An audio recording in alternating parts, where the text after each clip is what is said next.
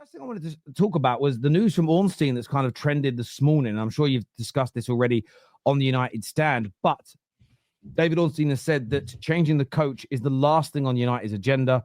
United's priority is to provide Ruben Amorim with players who will allow him to play the style he wants to implement.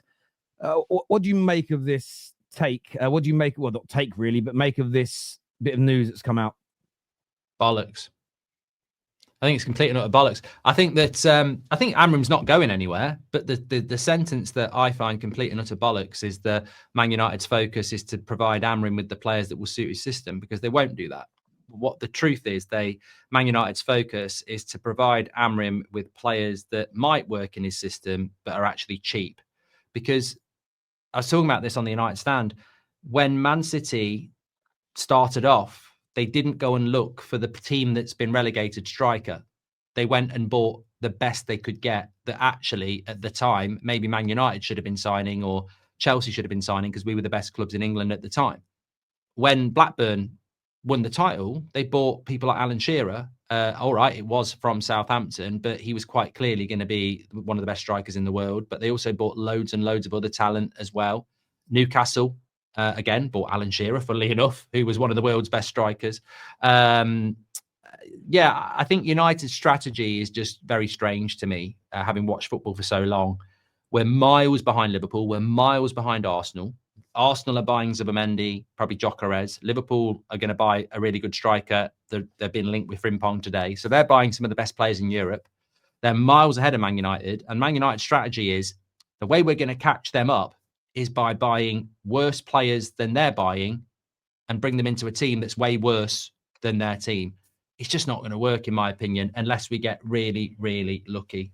So I find the Amorim statement true. Obviously, they're going to back him, but the lie is that they're going to back him with players that are good enough, because they're not. And also, I'm starting to come round to this, Terry, and I was going to ask you, the Amorim out brigade, I've got no idea what planet they're on, but I'm starting to see more and more people who are Amorim in, but are saying he's going to fail because this project's just not going to work. You can see it's not going to work. It's only going to end one way, and it won't be his fault.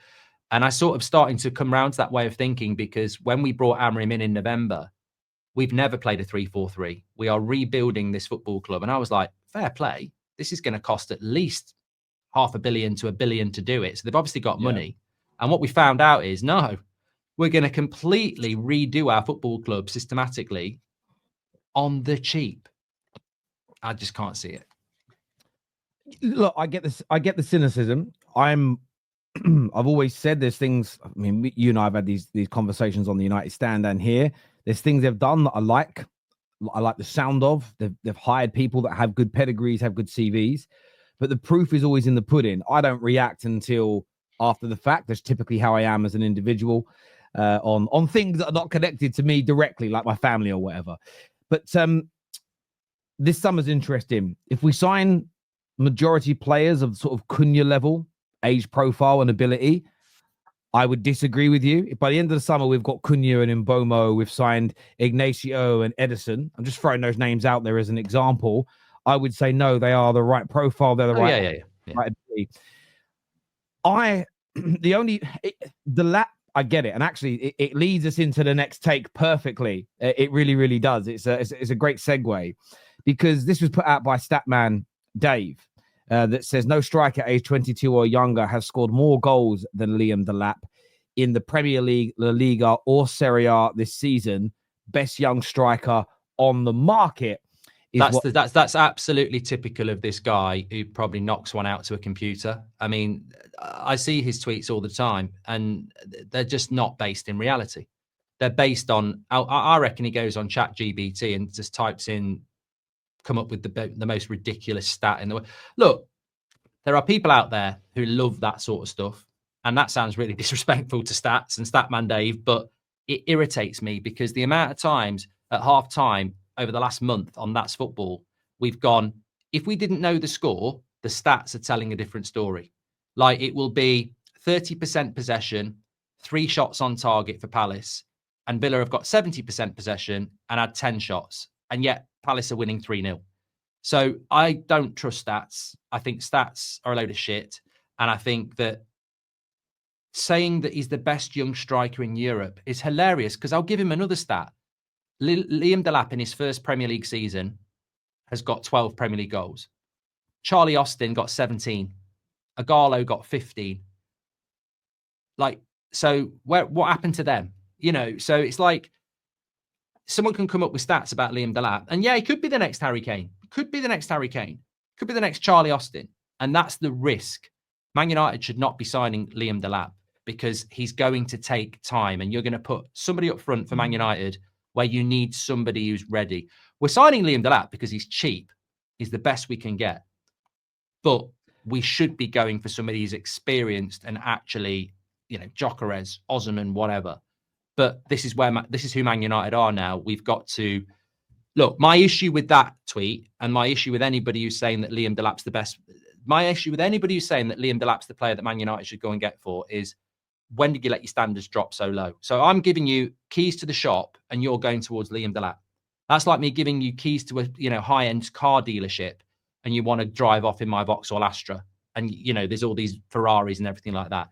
It's not the level that Man United. I'm not saying it won't work, but it's a much bigger risk than from where we should be going for, and that's my issue with it. And I understand that side of things, which for me, I was talking about Rafael Leao to Chelsea yesterday. Last night I did a live show. Someone said, "Do you think he's the guy for Chelsea?" And I said, "No, but he could be part of a good group that they sign." So if the only attacker Chelsea sign is Rafael Leao, is he going to move the needle enough in terms of goal creation and scoring to make Chelsea league title winners? No. But if they were to sign Osimhen, Rafael Leao, and Mbomo as that collective group coming in, it's a massive floor raiser. For me, United are in that same boat. I'm not against signing Liam Delap. What we can't do next season is go into a Premier League season where Liam Delap is our only senior striker, because there is talk about Italian teams coming in for Rasmus Højlund, and if he leaves, we know that Xerxes is not a number 9. He plays better when he's in those deeper roles, as an example. I just don't think we can go into the season again with just one young striker. If we signed Delap and we signed Gyökeres, I'd have zero problem. 100%. The only way for me it makes sense is the collective. So if we were to get Cunha, Mbomo, and Delap, and those two are going to play as 10s, but there's going to be an element of the way you play. Those guys are going to sit in, because they can both play central striker. There's going to be some rotation. There's going to be some flow in the game. I wouldn't be as disappointed, but for me, it's about the collective package. And if we're just signing 20, 21, 22-year-olds this summer, by and large, I do worry about the impact. To go back to the Amorim point at the beginning, I worry about how much he can genuinely improve us, because I keep hearing bullshit, Mark. I keep hearing Real Madrid wouldn't allow this to happen with a manager like Amorim. Yeah, but Real Madrid would never allow a player like Rasmus Højlund to be their main number 9. Real Madrid would never allow a situation where they have a goalkeeper for 2 years like Onana. They would never allow a situation where Luke Shaw's been at the club for 10 years. Man United fans have got to wake up and smell the coffee. And I will say this to everyone who wants Ruben Amorim out. You're entitled to not like him. You're entitled to think he's the problem. But the bit that makes me actually sad as a United fan is that every time the team has struggled in the past 12 years, our default reaction is, let's sack the manager. Amorim has told us directly that there are players in this squad who pick and choose when they want to play, Mark. Pick and choose. So, big game today. I'm going to give it my all. West Ham. I ain't tracking back. He's the manager. He should motivate them. This is nonsense. In every walk of life, there's only so much a leader can do. You can, what's the expression? You can take a horse to water, but you can't make it drink it. And that is what I see with Man United. And for me, objectively speaking, we've got to back a manager, and we have got to out the club of this insubordinate, unprofessional behavior. Because no coach, because his players are just going to sit there and go, okay, now look, we got rid of another one when we didn't want to work hard, or we didn't want to adapt the system, or when we didn't want to, do I have to work hard in every game? Can't I just turn up once every 2 or 3 weeks? Well, that's what mid-table teams do. That's what old clubs of the past get on with. So for me, I'm glad we're going to back him. I'm skeptical like yourself. What are we actually going to do this summer? Are we going to spend big money? I like who we've been linked to in terms of the age profile and the players, but it's about delivering them for me. So great we're linked to the right types of players. But this summer, we have got to be signing experience. We've got to be signing lots of players that are ready to go. So it's great being linked to Cunha, great being linked to Mbomo, great being linked to Edison and Savic. Sign them. Because you sign them, then you're backing up this statement. And then what Ineos will find is more people will get behind them if they back up their statements with delivery, if that makes sense. I think the way Man United are being run at the moment would be a really great way to run a club if you were taking over Brighton in financial issues. And the standards at Brighton are that they quite like mid-table. They quite like getting young players in, giving them a few years, and then selling them for 100 million. And I think if Sir Jim Radcliffe and Joel Glazer were running Brighton and sacking people and bringing in young people and asking for patience, they'd probably end up with statues. But they're trying to apply that logic at Manchester United, and we're not Brighton. Our fans don't accept mid-table. Our fans don't want to be patient, and we certainly don't want to see young players coming in and with the potential in 3 or 4 years to be decent.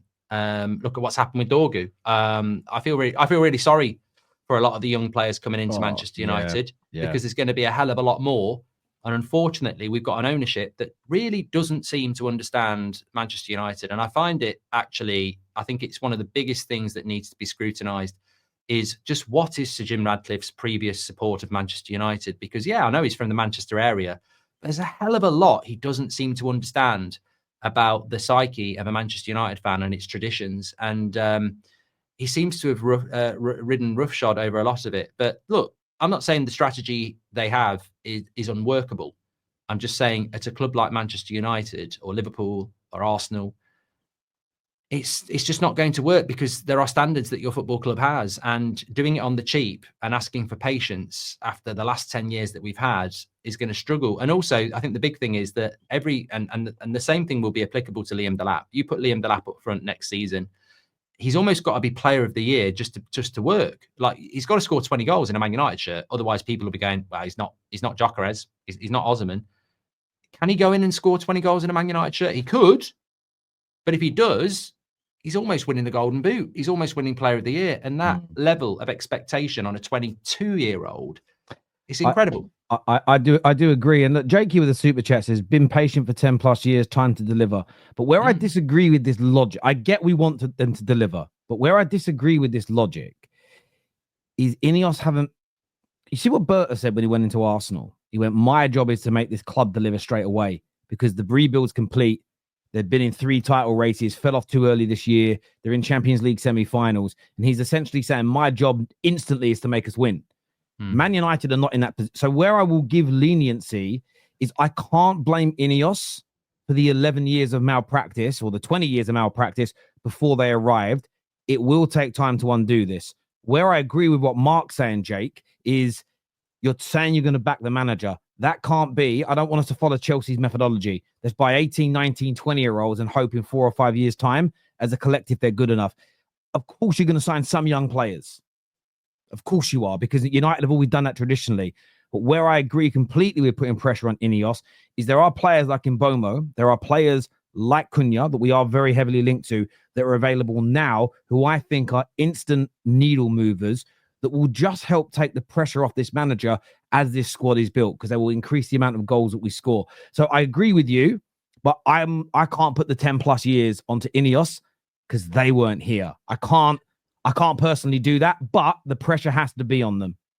I also think as well, if you look at Arsenal and Liverpool and you look at Bradley and Skelly, at Liverpool, they come into the team, they're surrounded by really good, experienced players. They're fighting for the title, and the patience and nurturing from the team, but also the fans, is there. They, Lewis Skelly's made mistakes, been sent off.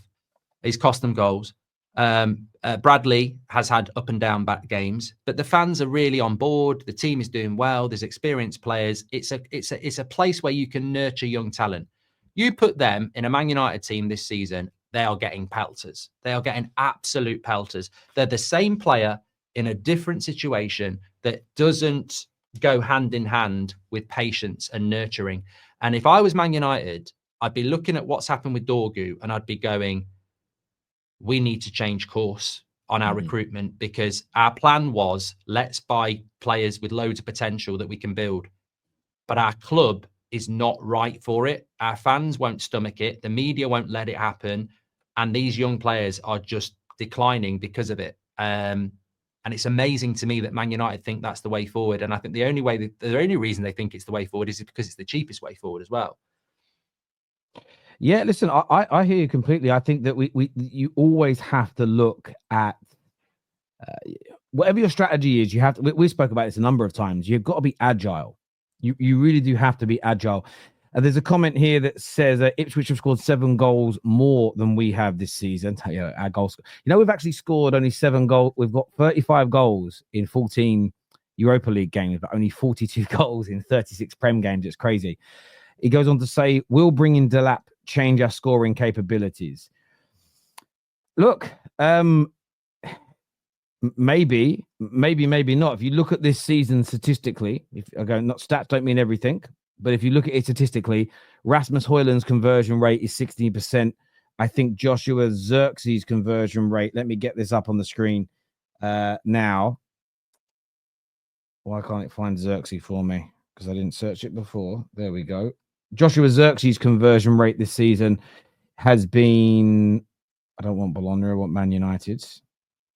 When you want things to load quick, they never do. So Joshua Zirkzee's conversion rate has been 15%. Rasmus Højlund's has been 16%. Where Liam Delap's has been 23%. His shooting accuracy is also better as well. But what you also have to factor into that is the amount of the amount of shots that have been taken as well.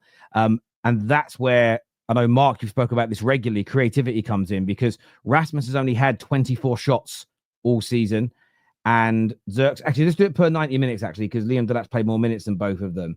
Shots per 90 minutes, slightly more for Liam Delap at nearly 2 per 90 minutes, where the other two are at 1.2 and 1.3. So United, yes, the conversion rate's higher, but you can't just look at that. You have to look at the creativity, and we need more of that as well, Mark.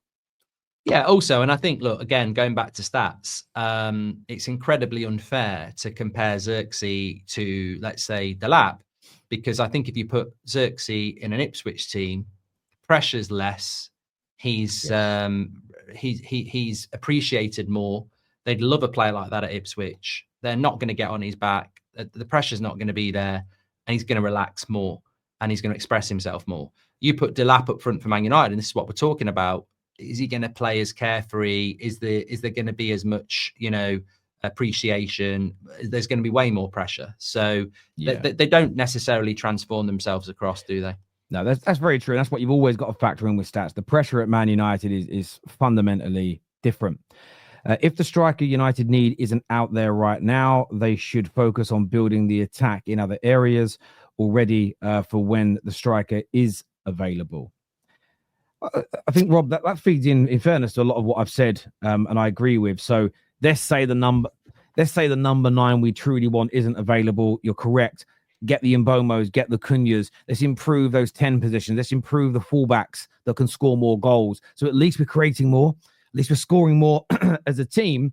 Absolutely right. Don't waste the money on a player that we don't really think is good enough. United have done that far too much in the last decade or so. So yeah, Rob, you're absolutely spot on. It's about buying. We need quality players at this club. We need athletes at this football club.